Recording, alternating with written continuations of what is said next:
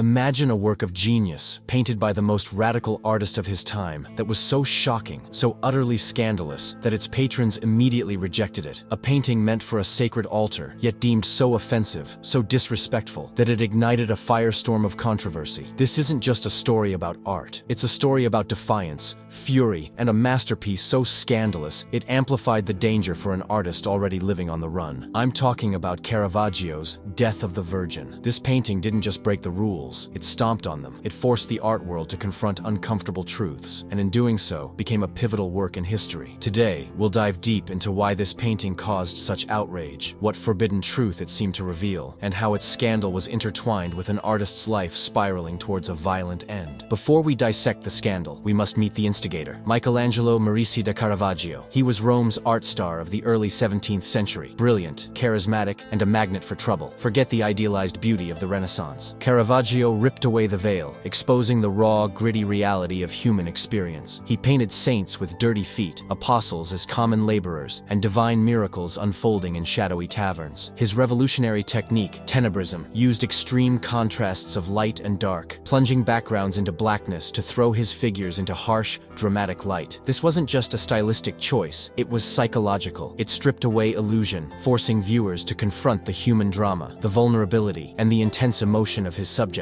But his life outside the studio was chaos. Caravaggio was a notorious brawler, always entangled in street fights, often with fatal consequences. In 1606, he committed murder during a tennis match brawl in Rome. From that moment, he was a fugitive, a man with a price on his head, constantly fleeing from justice. This isn't just background noise, it's the crucible in which Death of the Virgin was forged, a painting born from the mind of a genius, haunted by his own dark deeds. The commission for Death of the Virgin came from Laertio Cherubini, a papal lawyer, for his chapel in the prestigious Carmelite church of Santa Maria della Scala in Rome. The painting was intended to be a solemn altarpiece commemorating the death of the Virgin Mary, a pivotal event in Catholic theology known as the Dormition. Traditional depictions of the Dormition were serene, often showing Mary ascending to heaven, surrounded by angels, bathed in divine light. It was a moment of peaceful transition, a glorification. The Carmelites expected a painting that conveyed reverence, sanctity, and the spiritual triumph of Mary. What they received, however, was a shocking affront to everything they held sacred. Caravaggio delivered his